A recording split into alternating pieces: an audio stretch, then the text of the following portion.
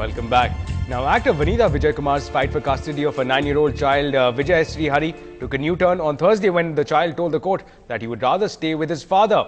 Now, Vanitha filed a habeas corpus petition in the Madras High Court to produce her son before the court. She claimed that her son is in illegal custody of her ex-husband Akash. But during the course of the hearing on Thursday, the boy said that he would want to be with his father. I want to go with my father. I don't want to live with my stepfather.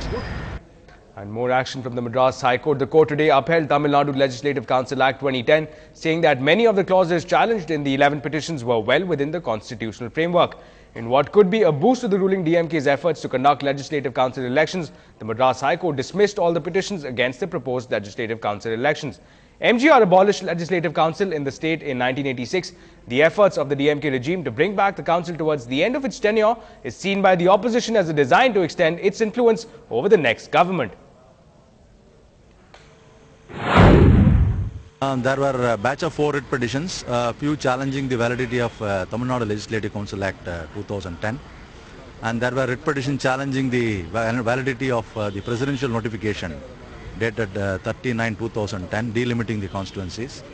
There are few other teachers have filed it saying that the middle school cities should be included, and there are other writ petitions with regard to exclusion of panchayats from the electoral college. All these writ petitions have been dismissed. They have held that the act is valid. We are preferring an appeal in the Supreme Court against the first bench of Madras High Court judgment in regarding the MLC election case of Tamil Nadu. Now, when it was launched with the price tag of just 1 lakh rupees, the Tata Nano was tipped to be a game changer in the passenger car segment. But now when the auto industry has revved up, the Nano has lost out massively to other brands. But surprisingly, another dark horse from the Tata stable has outperformed itself and is turning on the heat on its competitors. Let's take a look.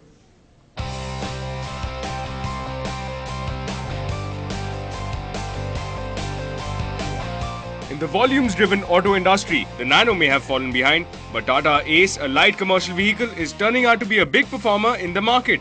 Tata Ace பொறுத்த வரைக்கும் வந்து service வந்து நாங்க அதிகமா கொடுக்கிறோம். அந்த Tata Ace பொறுத்த வரைக்கும் கஸ்டமருக்கு கால் பண்ணி அதிகமா சர்வீஸ் கொடுக்கிறதுனால இன்னும் அதிக சேல்ஸ் பண்றதுக்கு நாங்க ஆசைப்படுறோம். சோ மெயின்டெனன்ஸ் வந்து ஃப்ரீயா இருக்கும். Low cost price compared to other vehicle. அதனால வந்து ஃப்ரீயா சேல்ஸ் பண்ணலாம் இன்னும். Now, the sales of the Tata Ace stood at an impressive 1.6 lakh units in the previous fiscal year, that's 2009-2010, and it is expected to climb by 57% to over 2.5 lakh units in this fiscal year of 2010-2011.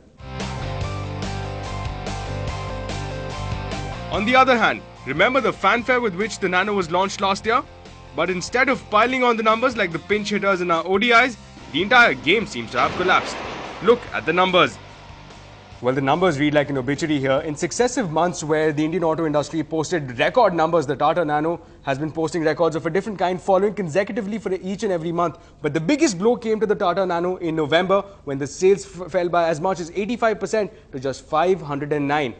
This even as the sales of exotic cars made record highs. Now, here's a case in point. The Mercedes, synonymous with luxury, with opulence, symbolic of the premium segment, registered better numbers in November than the Tata Nano. With the on-road price ranging between 1.3 to 1.8 lakhs, the Laktakia tag is soon lost. If the difference between the Nano and the next segment is not too significant, let's say if the difference is only 25,000 or 50,000, people will not be really worried about that. They'll ready to invest and go to that product. But importantly and very interestingly, the closest competitor, Maruti Auto, has far outperformed and outpaced its competitor, the Nano. However, while the Nano has become an also-ran, the Ace has turned out to be a trump card and has emerged as a real standout story. In Chennai, this is Ashmit Kumar for NDTV Hindu. And some national news talks between the Prime Minister Manmohan Singh and Chinese Premier Wen Jiabao have ended with a joint statement that refers to the need to implement all relevant UN resolutions, in particular UNSC Resolution 1267, which lists the JUD and Hafiz Saeed as terrorists. Now, till very recently, China was resisting adding the JUD to the list, and so its mention in the joint statement is being seen as a small step forward. However, government sources say that for over a year now, China has not supported adding Masood Azhar to that list. Now, there is also no change in China's position for a permanent seat for India at the UN. Repeating their old, rather vague stand, the statement says, and I quote, China supports India's aspirations to play a greater role in the UN, including the Security Council. China welcomes India's election to non-permanent membership, unquote. Now, the two countries have also decided to create a mechanism for regular visits by heads of the states and have also opened a hotline between the two prime ministers. Now, also importantly, they have also set a huge trade target of $1 billion by 2015. Now, heading into a small break, watch out for some fiery action off the big screen. We get you a sneak peek into the biggest releases for this weekend. Watch out for that on the other side.